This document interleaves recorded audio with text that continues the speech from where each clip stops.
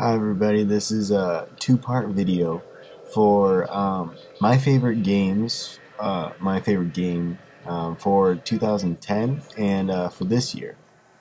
For 2010 it would be this game right here, Singularity, which is kind of a mix between BioShock and maybe Bulletstorm, which I didn't even know was possible until I found the amazement, which is Singularity.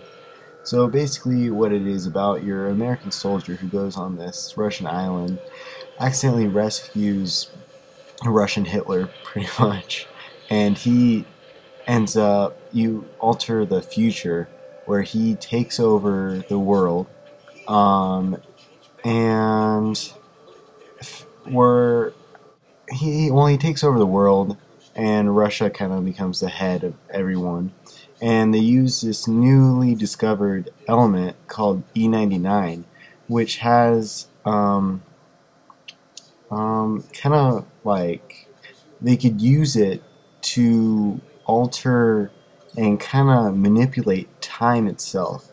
So they use this and put it in all their technology, all their future stuff, and they think it's pretty much like Mercury in history. But anyways, they create this huge machine called the Singularity. It's right there, and it blows up, and it basically causes time shifts and all this crazy stuff to happen, which leads you to investigate the island in the first place, where you eventually crash land and find the TMD, time manipulation device, and without knowing what it is, you accidentally put it on, and you could do crazy stuff with it that really makes the game what it is, and makes it's the best time manipulation game I've played. Forget time shift and all that crap. This is the game you want to play if you're into that stuff. Using the TMD, you could pick up stuff, age, as well as maybe like make stuff blow up, but you could also use a impulse, which is kind of your melee. You could blast as well as rip apart your enemies. You could turn humans into reavers, which are mutants, which are affected by the explosion of the Singularity cause all the mutants and stuff to happen. You could also go back in time using rifts that you find in certain parts of the game. And every time you do this, you alter the future. Normally not for the better, every single time.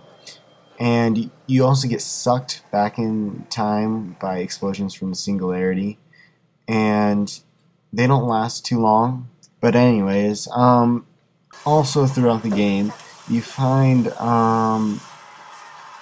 devices that upgrade your TMD and make it more and more powerful as you go throughout the game to match the bosses and enemies that you go through and help you fight better, till you eventually get the final upgrade, which is this right here, and it totally overcharges it and makes you invincible.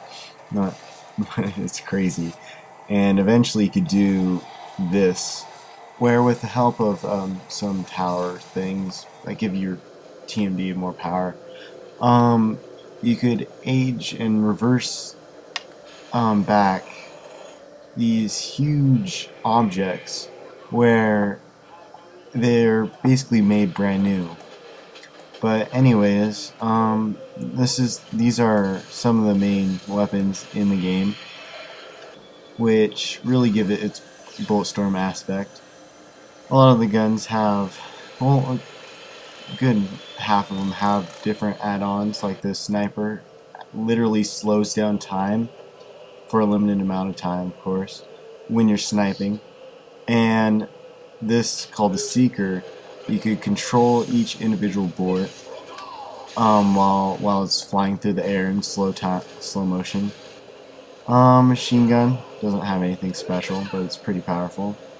This homing missile launcher pod thing, you could track and turn the bullets, but when you combine your TMD and these weapons, you get something magnificent.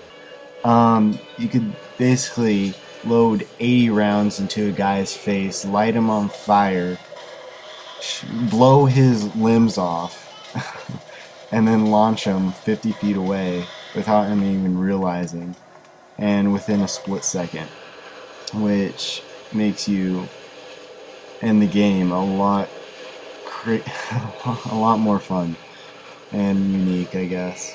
But what's also cool about this game is that it has bosses, which you don't really see in games nowadays. I mean, every now and then you'll get some bosses that are kind of cool, but this has legitimate, actual, huge, overpowered bosses that you have to fight throughout the game that keep on getting bigger and bigger as you get stronger. So here's some clips from most of the bosses in the game,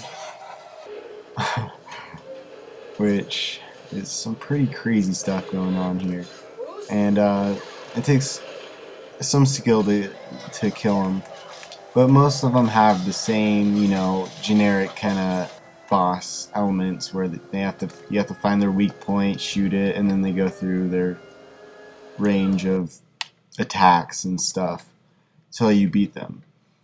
So basically that's it on Singularity.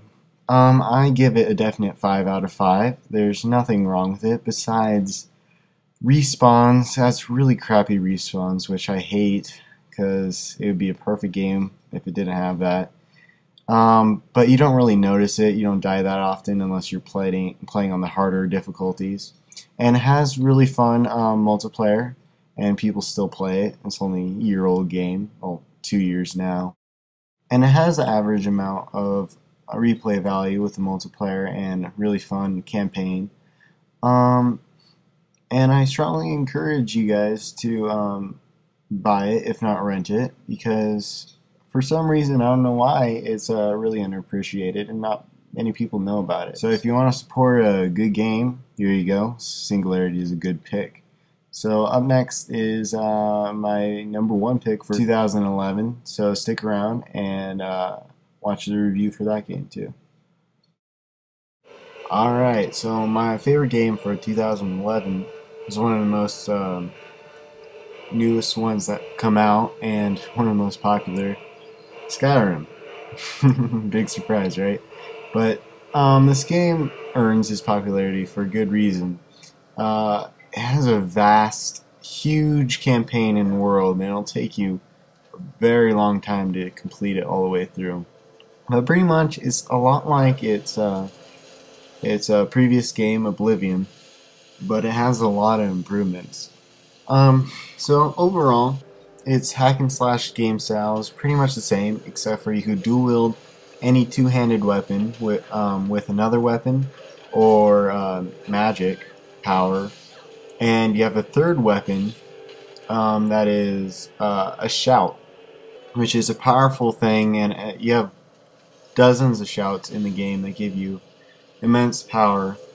And with magicka, and you every single magicka you could do, and spell and stuff like that, you could power it up by dual wielding it and using them at the same time, and it kind of overcharges it.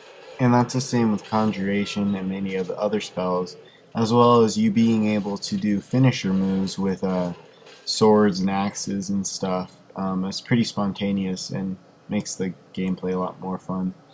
But also added to Skyrim is basically most of the enemies you fight, a lot of them are new. And there's a good majority of difference between them, and it's really fun fighting because you never know what to expect. And also, really, what gives Skyrim most of its wow factor is dragons, which are scattered throughout the world, and you'll find them in random places outside of towns and near dragon peaks where are located next to dragon sites. Here's it on the map. Kind of looks like a dragon head, and there you'll find a dragon that you have to fight and kill, and normally they're one of the harder types to kill, like blood dragons or the ice or fire or elder dragons, not like the brown ones that you normally see flying around the towns. A lot harder to kill. But with most of these peaks, you find words as power, and you gain the skill, and you can unlock it with the recently gained soul you got from the dragon you just killed. And there's a ton of these throughout the world.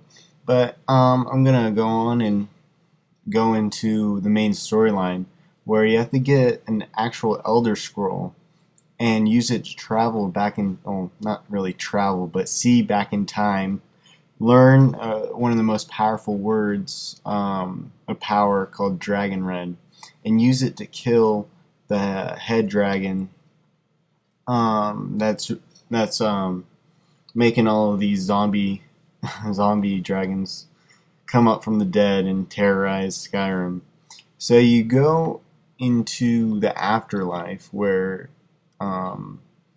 he hides out to heal himself, feed off of the souls of deceased warriors and stuff like that. And you call upon the help of the three previous dragon bloods, which you're dragon blood, which is basically superhuman kind of person. You learn words of power really easy, and you're meant to kill them. So you gain their help, and together you try to kill Alduin, which is the main dragon. And once you kill him, basically the main storyline's over. But dragons still remain to be alive and around in Skyrim, and you can still continue to battle them and gain their souls.